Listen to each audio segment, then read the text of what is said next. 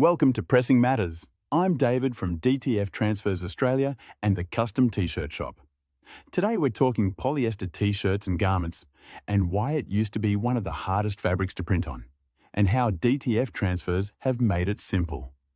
But before we get into the history and a deep dive, if you just want to know how to fit a DTF transfer onto polyester, let's start with giving you a quick answer.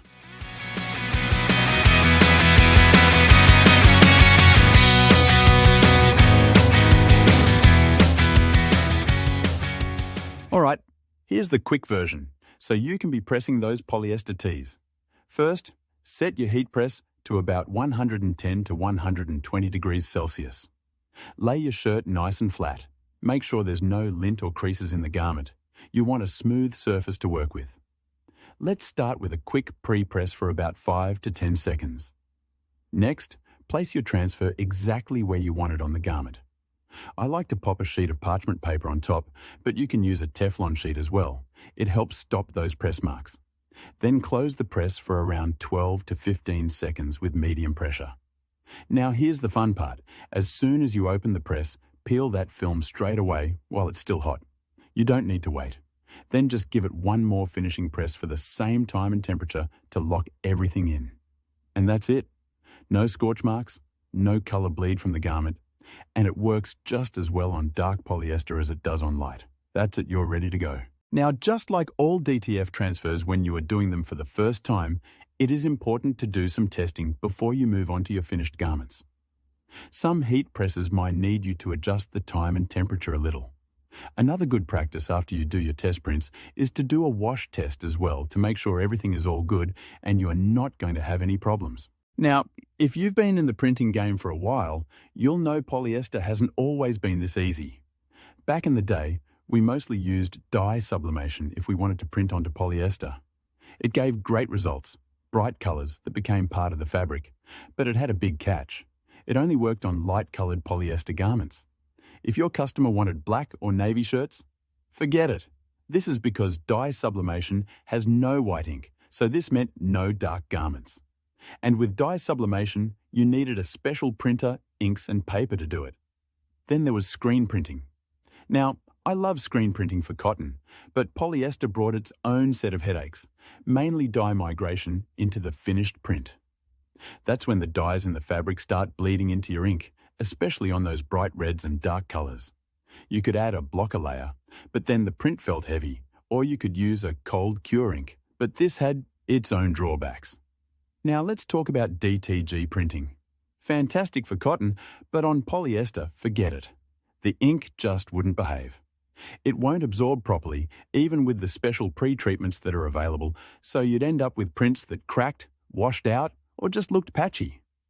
In short, it was possible to print on polyester, but it often meant compromises, extra steps, and a lot of frustration. Then along came low-temp hot peel DTF transfers, and things changed overnight. Instead of cranking the heat up for dye sublimation and risking scorch marks, you press it just on 110 to 120 degrees Celsius. That's low enough to be safe for polyester, but still high enough to get a perfect bond. You can press onto light polyester, dark polyester, and even those tricky colors that used to cause dye migration, and you get bright, clean prints. And because it's hot peel, you don't have to wait for it to cool before peeling. Pre-press, press, peel, repress, done. Best of all, you're not just limited to polyester.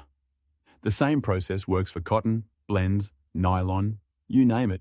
It works on most fabrics, so your workflow stays simple across multiple garment types. Now we have been focusing on using the low-temp adhesive, but you can use other DTF transfers created with different adhesives, but you might need to extend the time you press the transfers for. If you are using standard transfers, do some testing and see what works for you. Now let's go over why low-temp hot peel DTF transfers really shows its muscle against the old processes. First up, it doesn't care if the shirt is light or dark, the color still pops.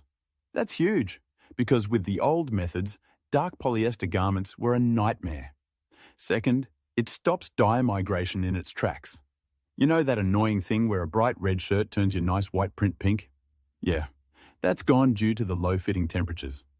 The lower heat means you're not leaving shiny scorch marks, which is a big deal if you've ever ruined a shirt seconds before it was finished. And the speed? That hot peel means you're not sitting around waiting for it to cool. Pre-press, press, peel, repress, done. You can smash through a stack of shirts in no time. Plus, you don't have to keep swapping setups. You can use the same method for cotton, blends, nylon, and more. It just works across the board. Basically, it takes all the old headaches and throws them in the bin. If you're running a print business, here's the thing. A lot of customers still believe polyester is hard to print onto.